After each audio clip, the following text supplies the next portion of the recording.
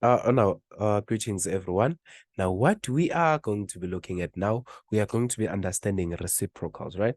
Now, surely you have heard this name of reciprocal, in many times in your life, right?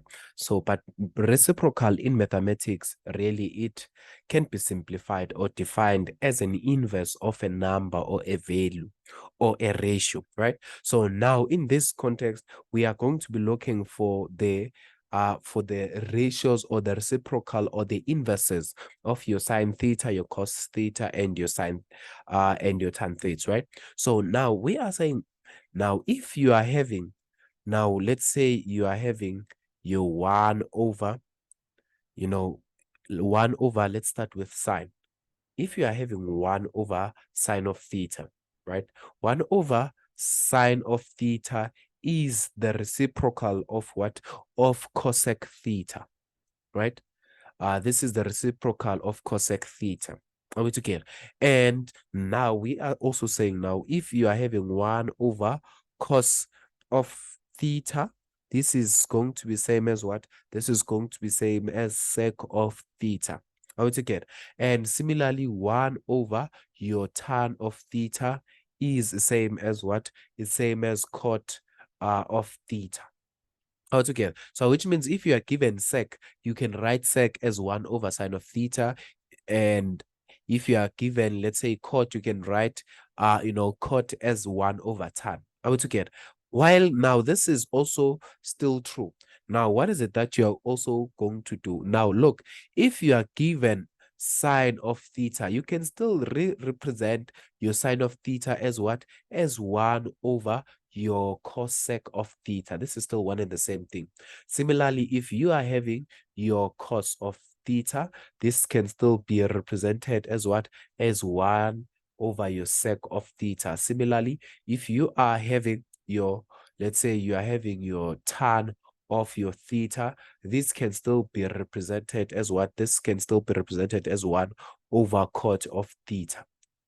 Cot of theta, right? So therefore, now that is what you need to consider altogether when you are doing that. And now, secondly, now we have this thing which is called, your special angles, right? You have your special angles, right? And then now, you have your special angles, and your special angles are what? Your special angles are, your 30 degrees.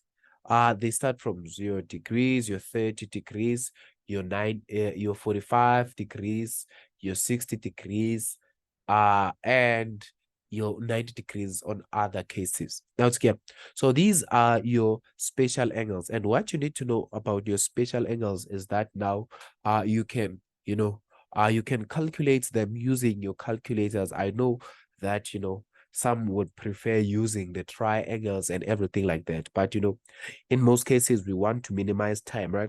So you can just use your calculator and say, now, if let's say now you are given these ratios. Now, let's say you have this, let me try and write some column here. Now, let's say here you are having, this is your 30 degrees, this is your 45 degrees, this is your 60 degrees, this is your 90 degrees, right? Now, they say, now, firstly, you need to find out what is going to be your sine of 30 degrees. Now, your sine of 30 degrees in terms of this is going to be given by what? Your sine of 30 degrees is your 1/2, isn't it so? And then now let's look at your cos of 30 degrees. Your cos of 30 degrees is going to be given by what? Your cos of 30 degrees it is given by √3/2, is given by √3/2. And your tan of 30 degrees, it is given by what? Your tan of 30 degrees, it is going to be given by √3/3, right? So your tan of 30 degrees, your tan of 30 degrees, it is going to be given by √3/3, right? Now, similarly here, if we go again and check now, what is going to be your sine of 45 degrees?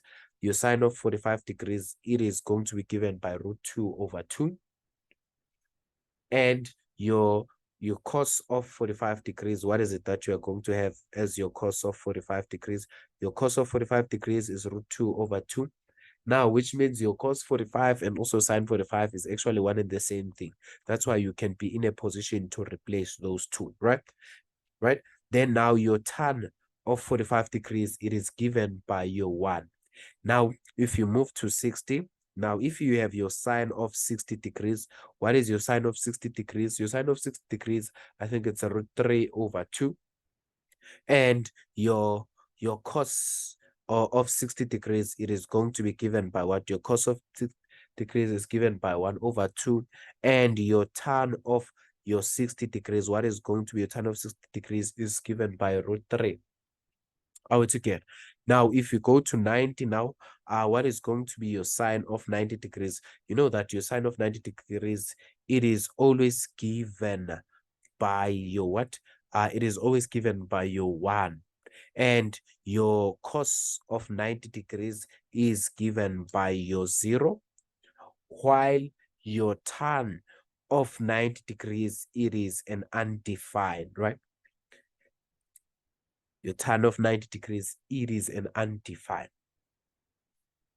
Oh, it's okay. So this is as far as this reciprocal and spatial angles are concerned, right?